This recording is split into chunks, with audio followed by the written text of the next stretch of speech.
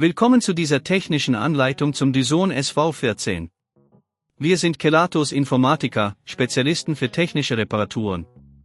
Wir holen dein Gerät direkt bei dir zu Hause ab, führen eine kostenlose Diagnose durch und schicken dir einen Kostenvoranschlag, bevor wir reparieren. Keine Anrufe, keine Fahrten. Wir befinden uns in der Calle Joaquín María López 26, Madrid.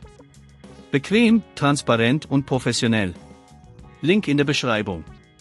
Wenn dein Dyson SV14 komische Geräusche macht, kann das auf eine defekte Motorenkomponente hinweisen. Dies geschieht häufig, wenn sich Schmutz oder Ablagerungen im Motor ansammeln, was zu einer Überhitzung führen kann. Ignoriere das Problem nicht, denn es könnte die Lebensdauer deines Gerätes erheblich verkürzen. Für diese Reparatur benötigst du einen Kreuzschraubendreher, einen kleinen Schlitzschraubendreher, eine Zange, sowie einen neuen Motor für deinen Dyson SV14. Zu Beginn solltest du sicherstellen, dass das Gerät vom Stromnetz getrennt ist. Öffne die Abdeckung des Gerätes vorsichtig mit dem Kreuzschraubendreher, indem du die Schrauben auf der Rückseite löst.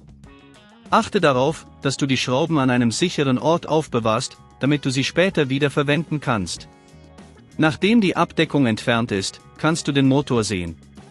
Um den defekten Motor zu lokalisieren, höre genau hin, wenn das Geräusch aus dem Motorbericht kommt, ist dies ein Hinweis auf einen Defekt. Um den Motor zu entfernen, musst du einige Kabel abziehen. Merke dir, wo jedes Kabel angeschlossen ist, um es später korrekt wieder anzubringen. Verwende die Zange, um die Halteschrauben des Motors zu lösen, und ziehe den Motor vorsichtig heraus. Achte darauf, dass du dabei keine anderen Komponenten beschädigst. Wenn du den neuen Motor eingesetzt hast, schließe die Kabel wieder an, indem du die vorherige Anordnung befolgst. Setze die Abdeckung wieder auf und schraube sie mit dem Kreuzschraubendreher fest. Überprüfe abschließend, ob das Gerät richtig funktioniert, bevor du es wieder in Betrieb nimmst. Wenn dir das an dieser Stelle zu kompliziert wird, denk daran, dass wir bei Kelatos dein Gerät zu Hause abholen und es dir repariert zurückschicken.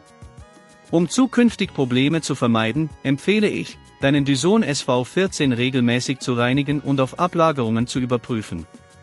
Achte darauf, dass sich keine Haare oder Schmutz im Motorbereich ansammeln, um die Lebensdauer deines Gerätes zu verlängern. Wenn du kein Risiko eingehen willst, bei Kelatos holen wir dein Gerät ab, reparieren es und liefern es dir nach Hause, in der ganzen Schweiz. Link in der Beschreibung.